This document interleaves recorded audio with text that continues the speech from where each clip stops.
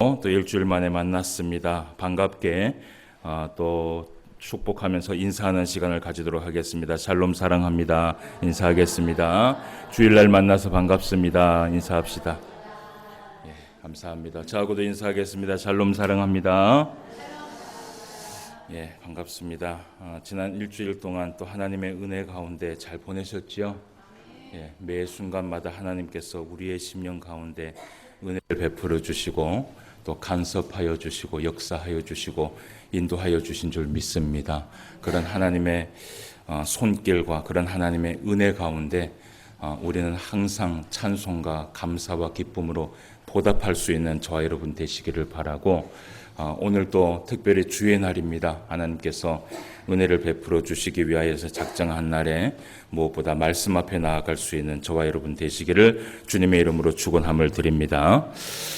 오늘 또 우리가 하나님의 귀한 말씀을 좀 대할 때에 사무엘하 13장의 말씀을 함께 살펴볼 수 있는 시간을 가지도록 하겠습니다. 본문 말씀으로는 우리가 1절과 2절 말씀만 우리가 살펴봤는데 1절과 2절 말씀만 살펴봤을 때는 어떤 이야기인지는 정확하게는 모르시겠지요. 그죠? 예. 제가 본문 말씀을 이렇게 보통 짧게 읽지는 않는데 제가 이렇게 본문 말씀을 짧게 읽은 이유는 오늘도 우리가 이 사무엘하 13장의 말씀, 전체적인 말씀을 함께 읽어봐야지만이 이 성경을 우리가 제대로 좀 볼 수 있어서 먼저 이제 본문 말씀으로 1절과 2절 말씀만 우리가 함께 살펴봤습니다. 특별히 오늘 사무엘하 13장 1절 말씀에 보면 그 후에 이 일이 있으니라 라는 말씀으로 시작을 합니다. 오늘 그 설교의 제목도 어떻게 되어 있죠? 그 후에 이 일이 있으니라. 이것이 무슨 말일까? 보통 그 성경에서 그 후에라는 이런 단어들은 참 많이 나오는데요. 사무엘하 13장 1절에 나오는 그 후에 이 일이 있으니라 라는 이 말씀은 사실은 이 사무엘하 말씀에서 굉장히 특별하고 그리고 또 우리가 아주 깊이 새겨보아야 될 말씀 중에 하나입니다.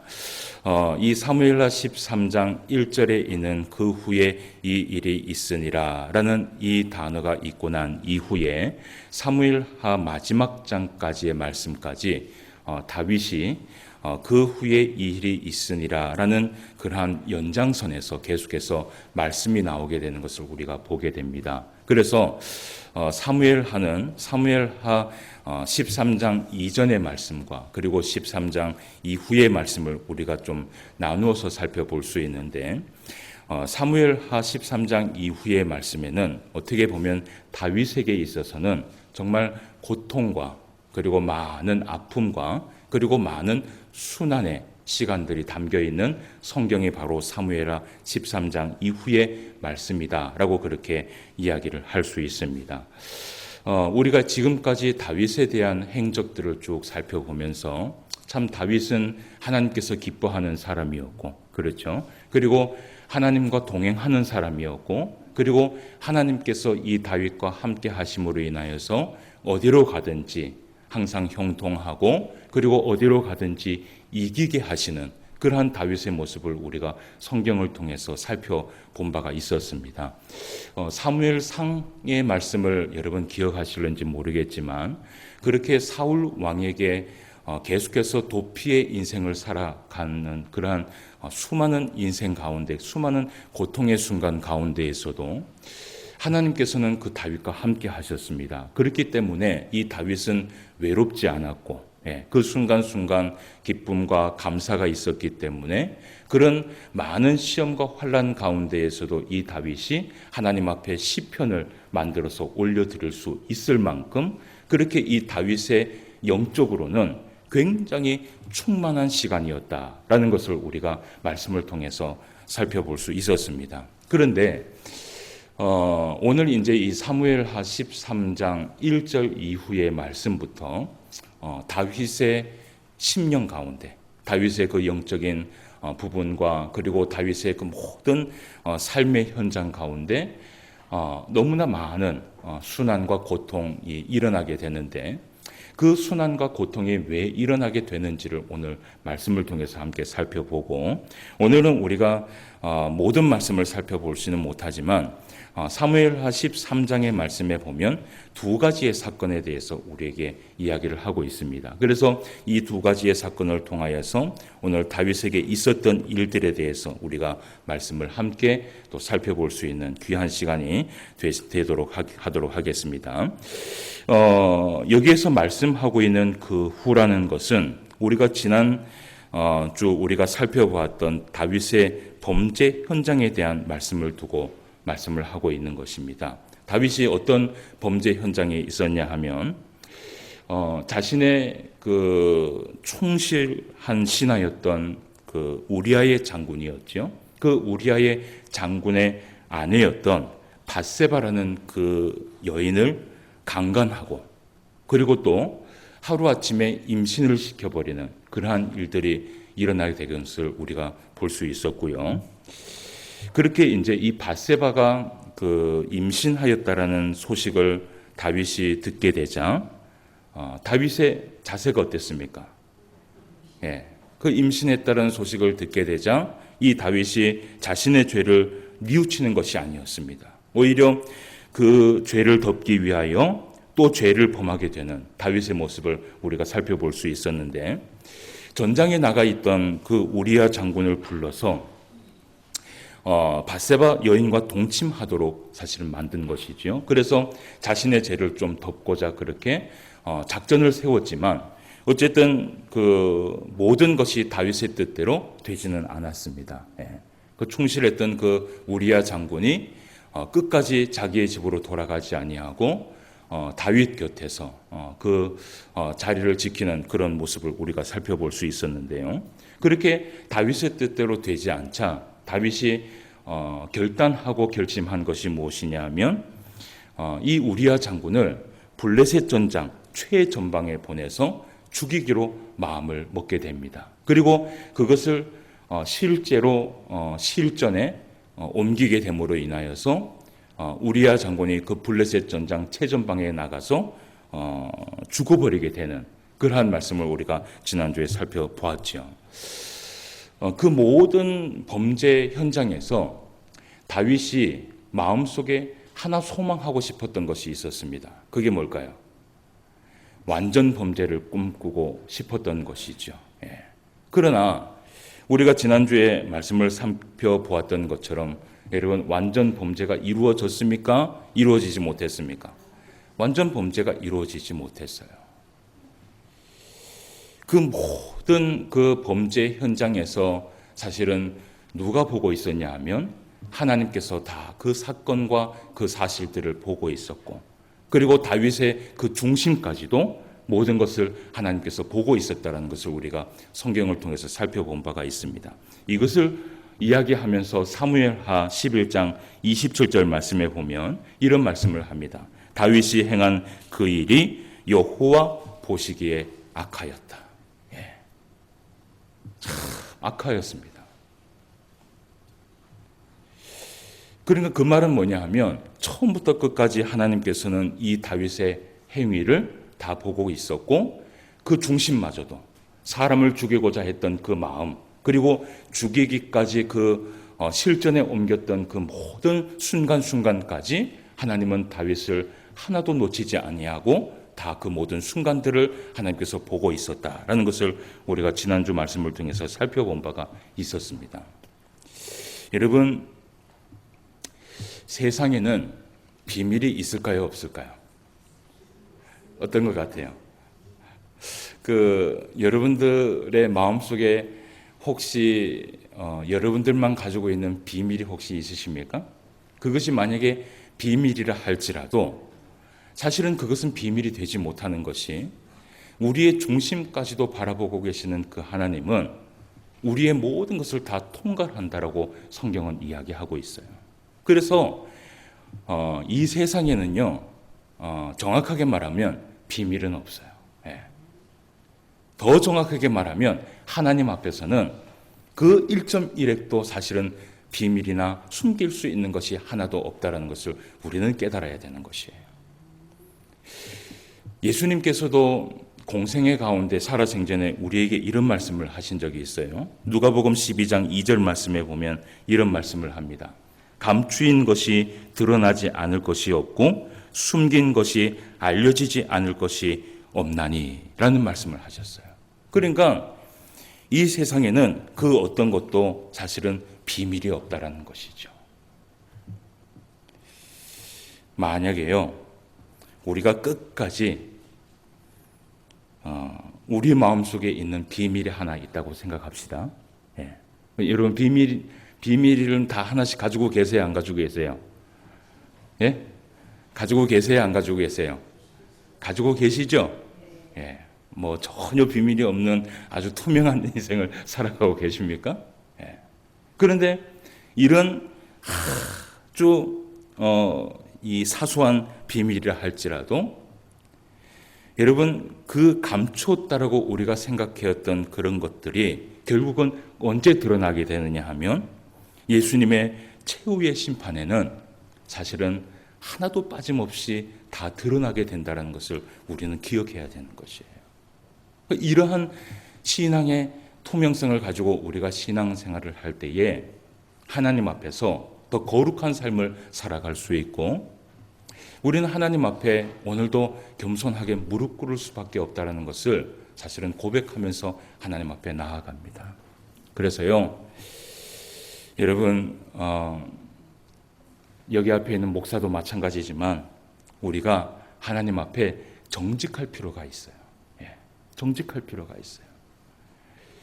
그 정직한 자는 절대로 흔들리지 않습니다. 진실한 자는 절대로 흔들리지 않습니다.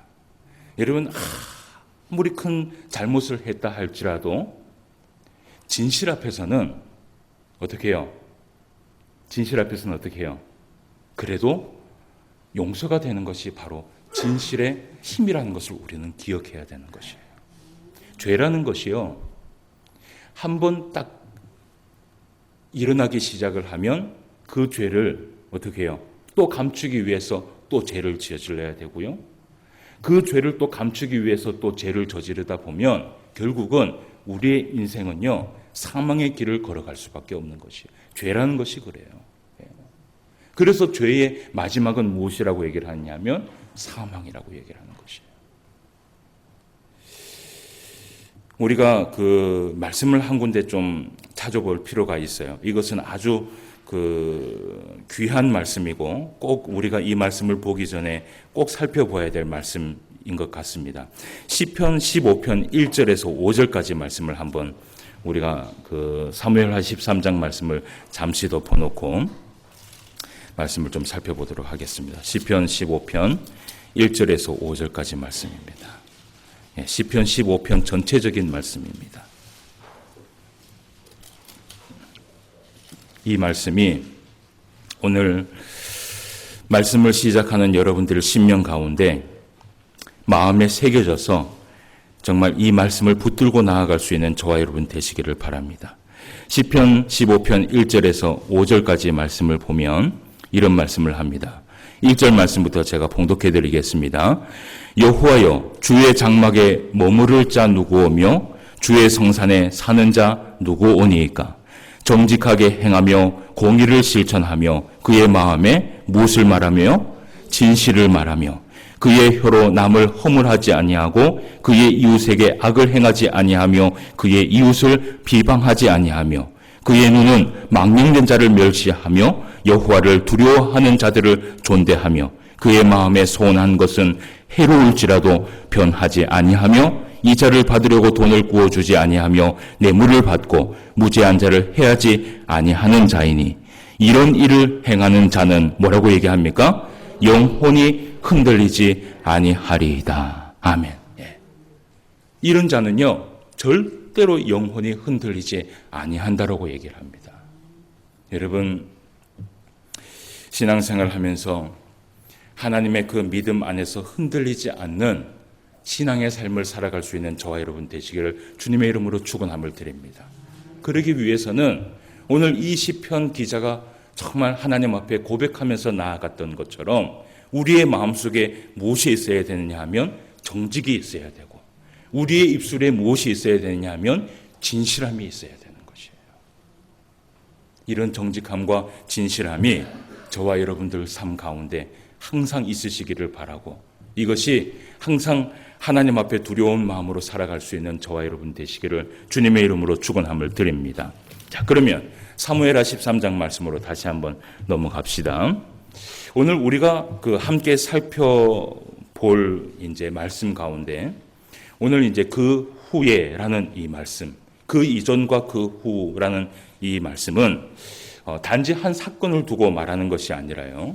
그 후라는 것은 제가 처음 이야기했던 것처럼 13장 말씀부터 24장까지 계속 일어나는 일들의 전부에 대해서 이야기하고 있는 것입니다. 그러니까 오늘 우리가 그 1절 말씀에 보았던 그 후에 이 일이 있으니라 라는 이 말씀은 13장 말씀에만 한국되어 있는 게 아니라 어떻게 해요? 24장까지 전체적인 말씀을 이야기하고 있는 것이에요.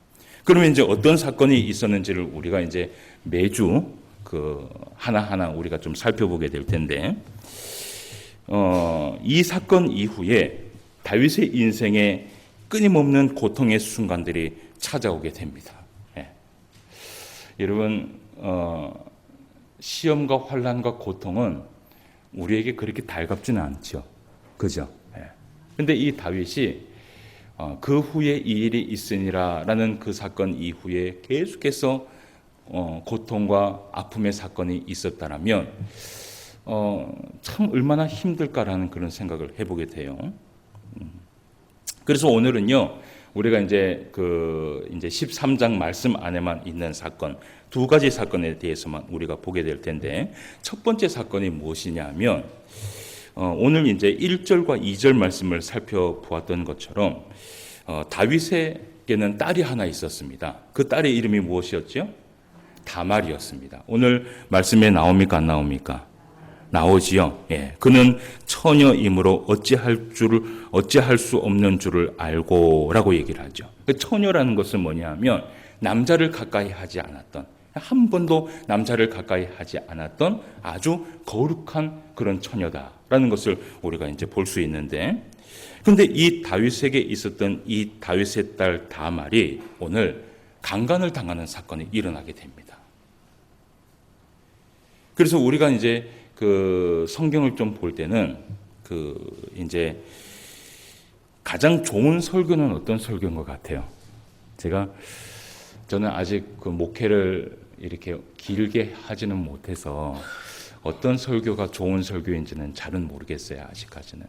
그래도 한 가지는 아는 것이 쉬운 설교, 성도들이 듣기에 쉽고 알아듣기 쉬운 그런 설교가 아무래도 가장 좋은 설교가 아닌가라는 그런 생각을 하는데요. 근데 이 가장 좋은 설교는 제가 봤을 때요, 뭐 앞으로 또 어떻게 제 목회가 변할지는 모르겠지만 지금 제가 가지고 있는 제 목회 철학에는 이 성경을 어감대로 우리가 잘 읽어보는 것이 사실은 가장 좋은 설교예요. 그래서 우리가 오늘 그 성경을 한번 읽어드리도록 하겠습니다. 13장 1절에서 먼저 19절까지의 말씀을 우리가 살펴보도록 할 텐데, 이렇게 주일 오전에 성경을 이렇게 많이 읽는 목사가 잘 없습니다. 근데 여러분, 제가 이렇게 성경을 이렇게 읽어드리면 여러분들이 읽는 성경하고 제가 읽는 성경하고는 조금 어때요? 조금은 다르죠. 왜 그럴 것 같아요? 이 성경에는요 어감이라는 게 있어요. 그 어감을 잘 살려서 이 성경을 읽잖아요. 그러면 성경만 읽어도 이 성경이 은혜가 되고 그 성경 안에서 이미 하나님의 말씀을 깨닫고 설교를 듣게 됩니다. 그래서 그게 가장 좋은 설교라고 저는 생각을 해서 지금까지 이제 그런 설교를 하고 있는데, 뭐 어쨌든 우리가 어떤 사건이 있었는지 한번 말씀을 보도록 하겠습니다. 자, 1절 말씀부터 19절까지인데 제가 천천히 한번 읽어드리도록 하겠습니다. 어떤 사건이 있었는지 자세히 한번 살펴보도록 하겠습니다. 그 후에 이 일이 있으니라. 다윗의 아들 압살롬에게 아름다운 누이가 있으니 이름은 다말이라. 다윗의 다른 아들 암논이 그를 사랑하나 그는 처녀이므로 어찌할 수 없는 줄을 알고 암논이 그의 누이 다말 때문에 울화로 말미암아 병이 되니라. 암논에게 요나답이라 하는 친구가 있으니 그는 다윗의 형 시므아의 아들이요 심이 어떻게 했다 그래요? 간교한 자라. 예. 간교한 건 좋은 게 아닙니다. 그죠? 예. 간교한 자라. 그가 암논에게 이르되 왕자여 당신은 어찌하여 나날이 이렇게 파리하여 가느냐? 내게 말해주지 아니하겠느냐? 하니 암논이 말하되 내가 아우 압살롬의 누이 다말을 사랑함이니라 하니라.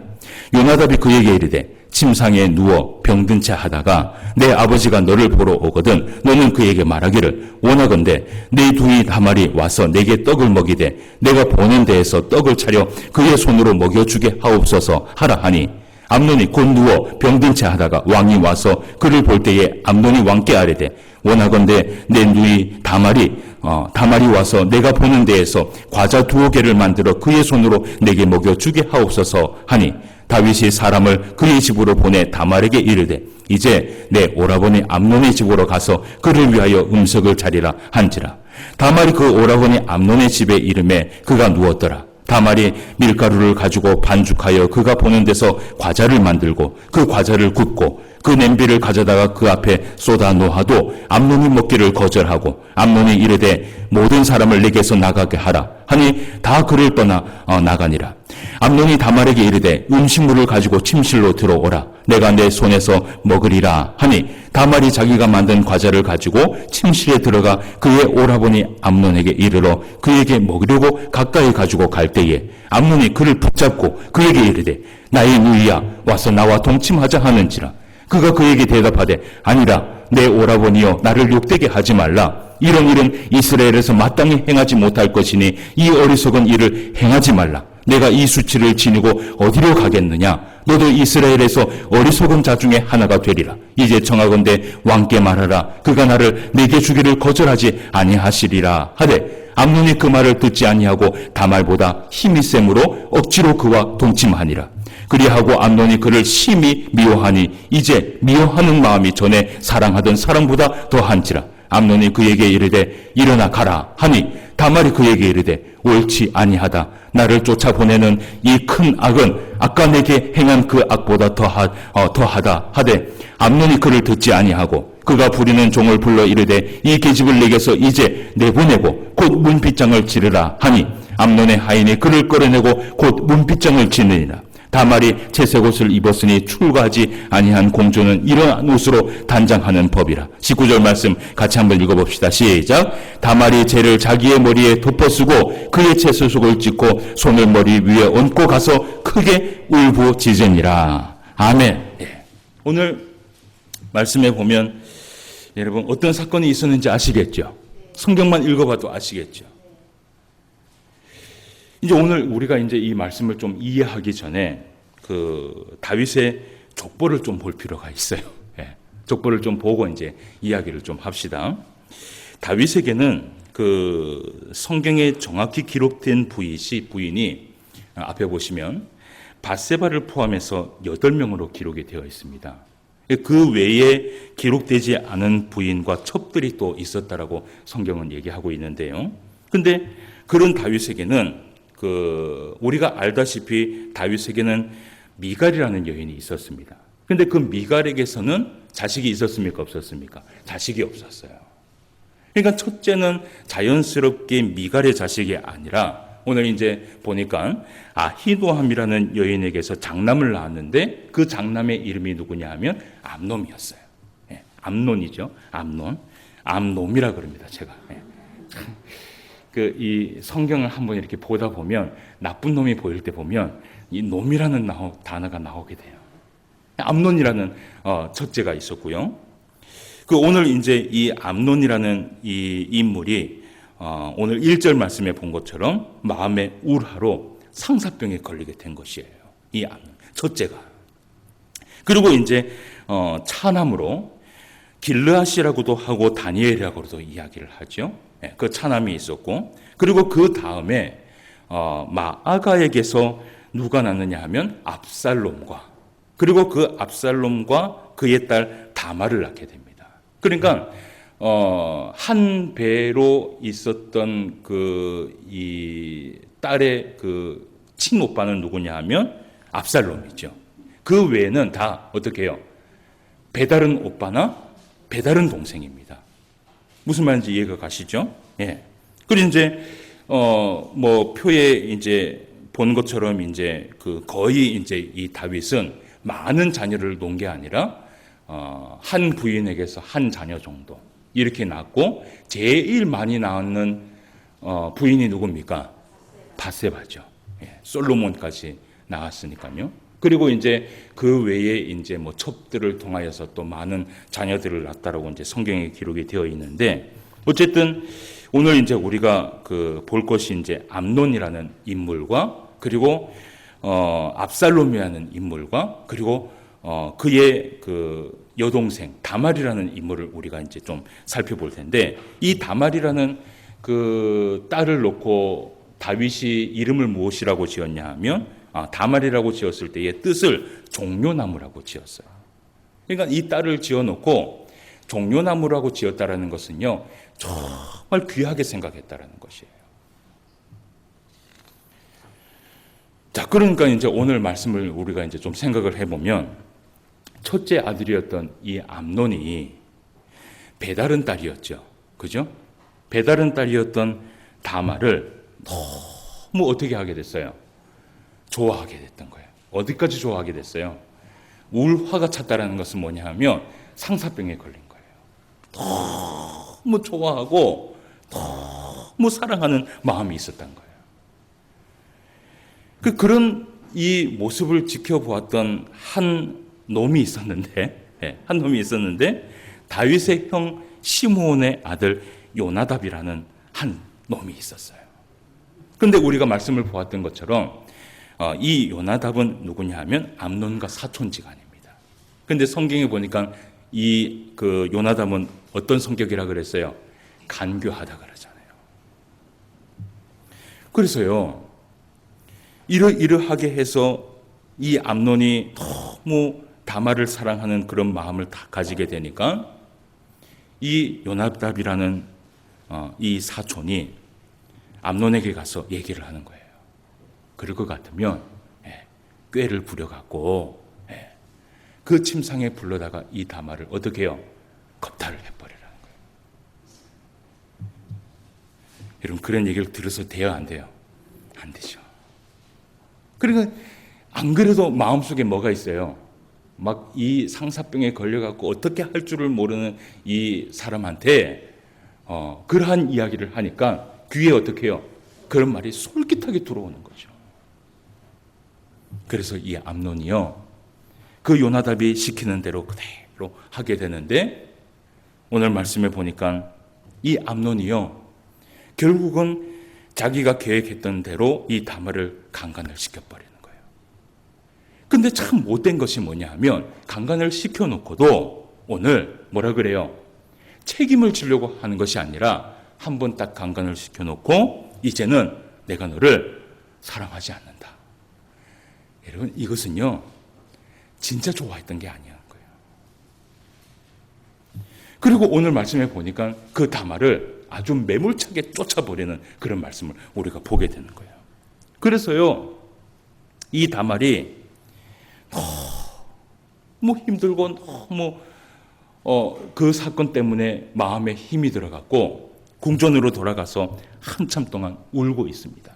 근데 그 울고 있는 동안에 그때 이 다말의 유일한 친오빠 압살롬, 똑같은 이름인데 압살롬이 그것을 본 거예요. 우리 압살롬에 대한 말씀을 한번 보도록 하겠습니다. 20절에서 22절까지 말씀입니다. 그의 오라버니 압살롬이 그에게 이르되 내 오라버니 암논이 너와 함께 있었느냐? 그러나 그는 내 오라버니이니 누이야 지금은 잠잠히 있고 이것으로 말미암아 근심하지 말라 하니라. 이에 다말이 그의 오라버니 압살롬의 집에 있어 처량하게 지내니라.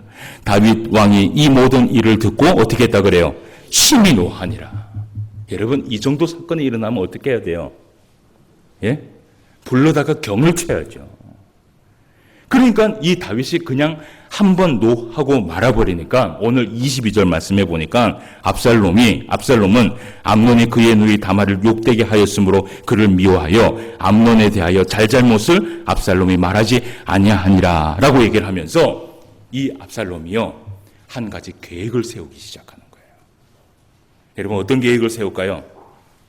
예? 예, 맞아요.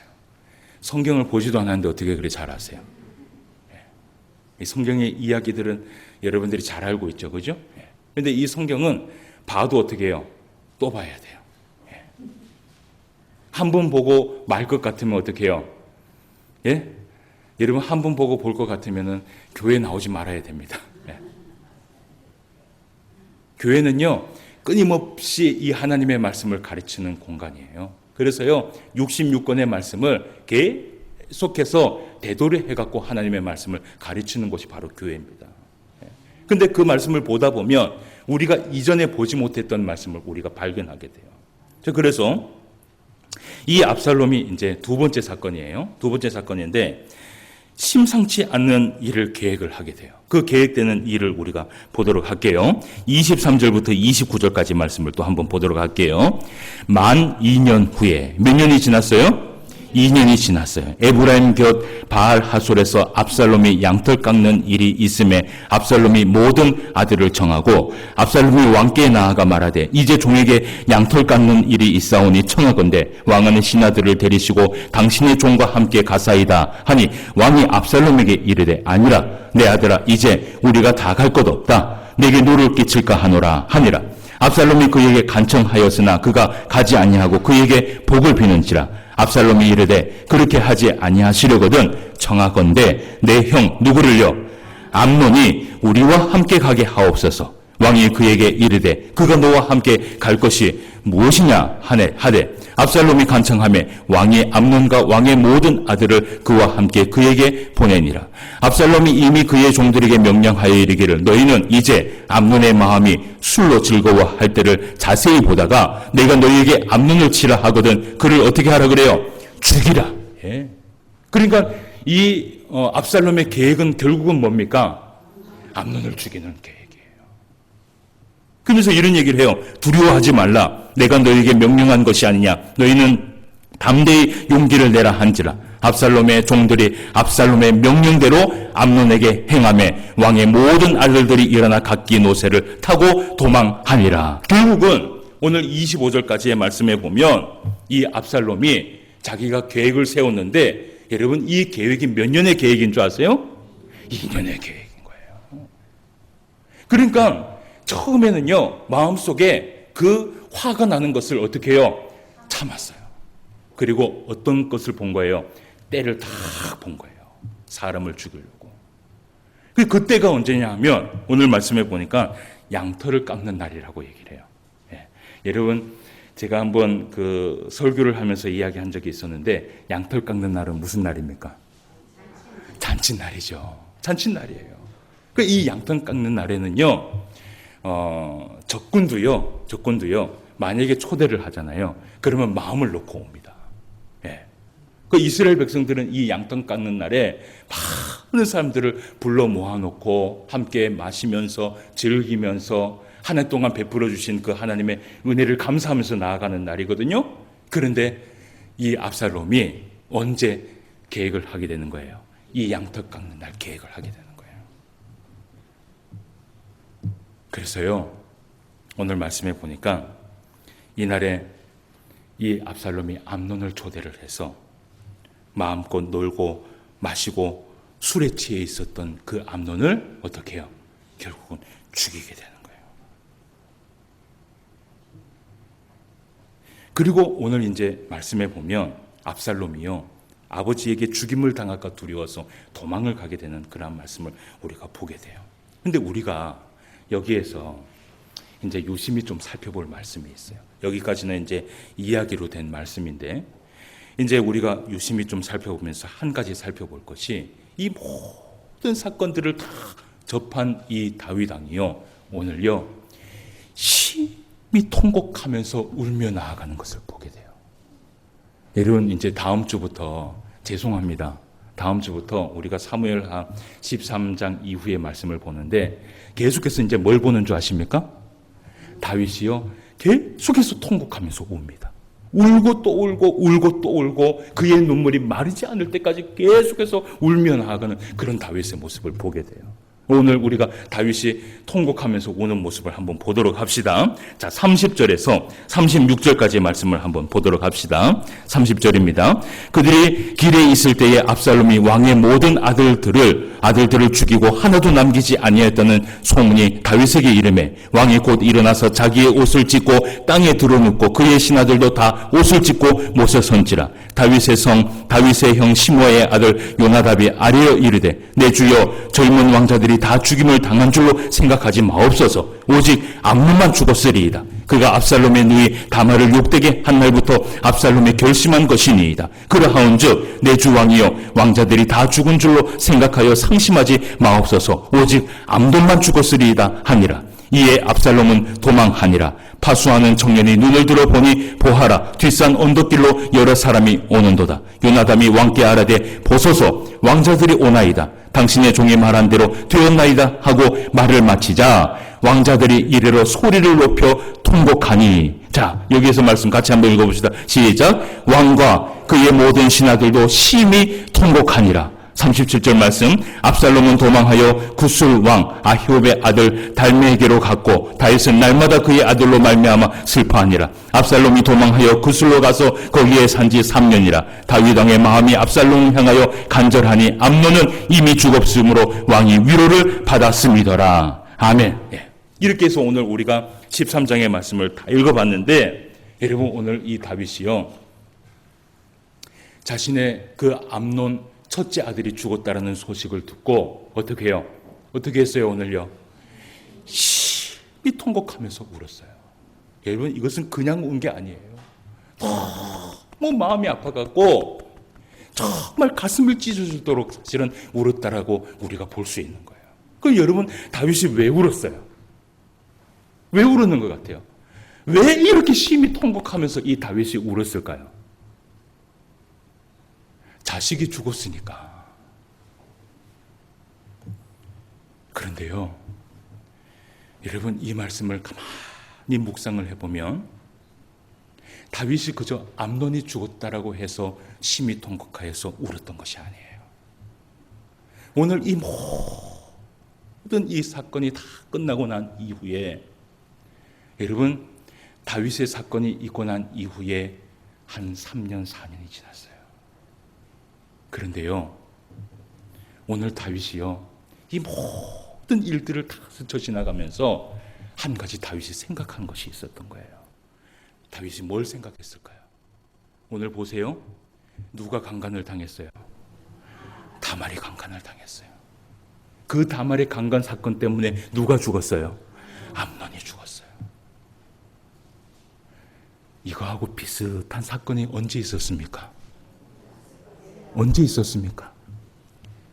다윗이요 자신이 행한 일들이 있었던 거예요. 바세바를 강간시키고 그 죄를 덮으려고 우리아를 죽인 사건. 아무리 생각을 해도 자기가 심은 것을 그대로 거두고 있다는 생각 때문에 이 다윗이 심히 통곡하면서 눈물을 흘리면서 하나님 앞에 무릎을 꿇은 것이에요. 여러분 이러한 말씀들이 이후에 이제 또 나오게 됩니다. 나중에 이 다윗이 자신의 또 아들을 잃어버렸을 때에 이 다윗이 뭐라 그러느냐, 이런 얘기를 합니다. 이게 다 내 죄 때문이다. 그런 얘기를 해요.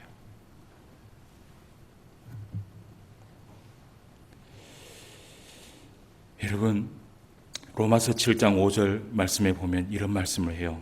우리가 육신에 있을 때에는 율법으로 말미암는 죄의 정욕이 우리 지체 중에 역사하여 우리로 사망을 위하여 뭘 하느냐, 열매를 맺게 하였더니 라고 되어 있어요. 죄의 정욕이 우리의 지체 중에 역사하면 우리로 사망을 위하여 반드시 열매를 맺게 된다는 말씀이에요. 여러분, 죄라는 것은요, 한 번 심어지면 사망을 위해 뿌리를 내리게 돼요. 이 뿌리를 내리게 되면 여러분, 나무라는 것이 한 번 뿌리를 내리면 어떻게 해요? 결국은 열매를 맺게 됩니다. 이게 무서운 거예요. 나중에 이것을 여러분 뿌리가 깊게 묶여졌을 때 뽑으려고 해도 이게 뽑히느냐? 절대로 뽑히지 않아요.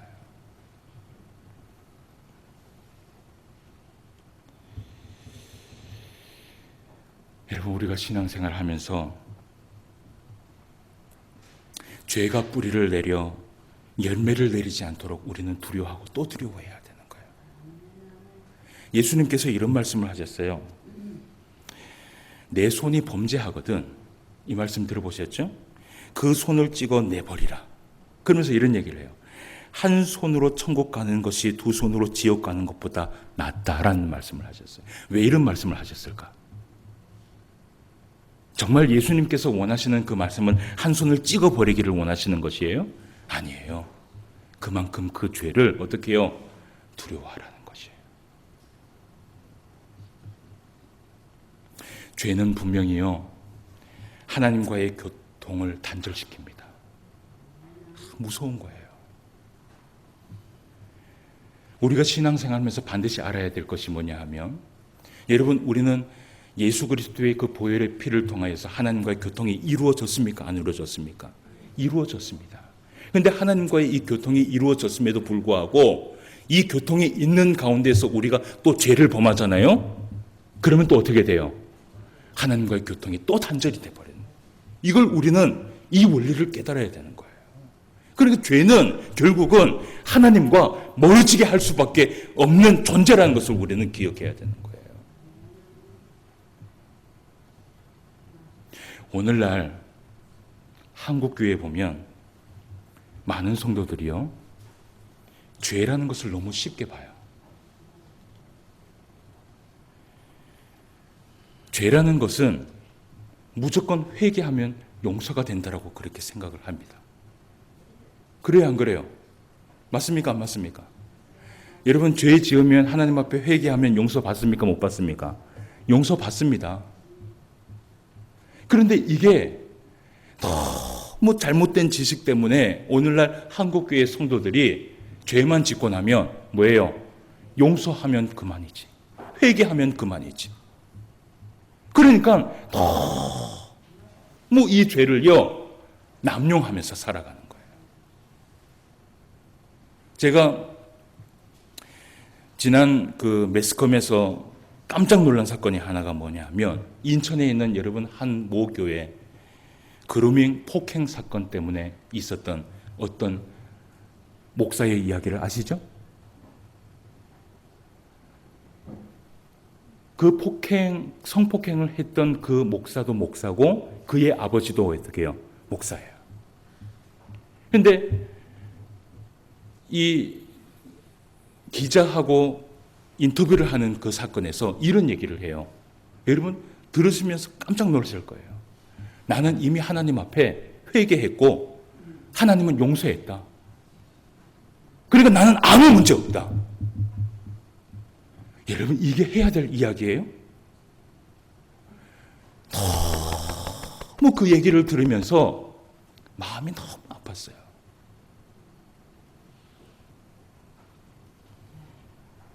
우리가 여러분 말씀을 한 군데 찾아보기를 원해요. 사무엘하 12장 13절 말씀을 한번 봅시다. 이 말씀은 우리의 신앙 가운데 정말 꼭 한번 봐야 될 말씀 중에 하나예요. 사무엘하 12장 13절 말씀을 한번 읽어봅시다. 다윗이 같이 한번 읽어봅시다. 시작.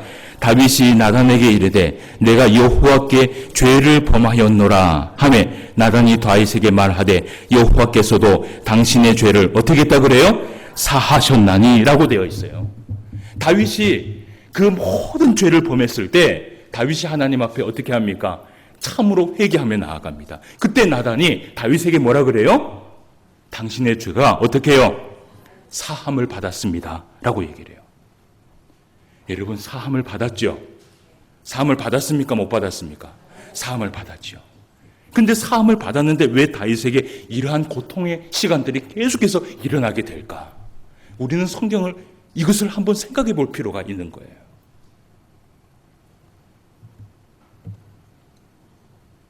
하나님께서는 다윗을 용서해 주셨기 때문에 이 다윗이 나중에 하나님 앞에 기쁨이 되고 그리고 수많은 왕들에게 모범이 되는 말씀들을 우리는 나중에 살펴보게 돼요. 그러나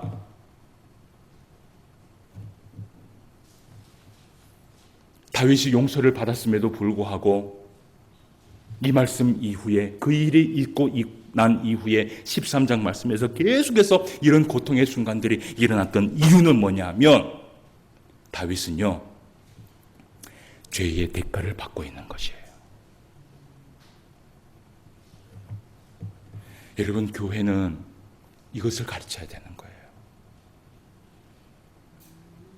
우리는 하나님 앞에 죄를 짓고 회개하면 예수 그리스도의 그 보혈의 피로 깨끗함을 받을 줄 믿습니다. 그러나 이건 기억하셔야 돼요. 하나님은 우리의 죄의 대가를 하나님은 기억하신다는 거예요. 여러분, 우리가 용서를 받으니까 어디에 가요?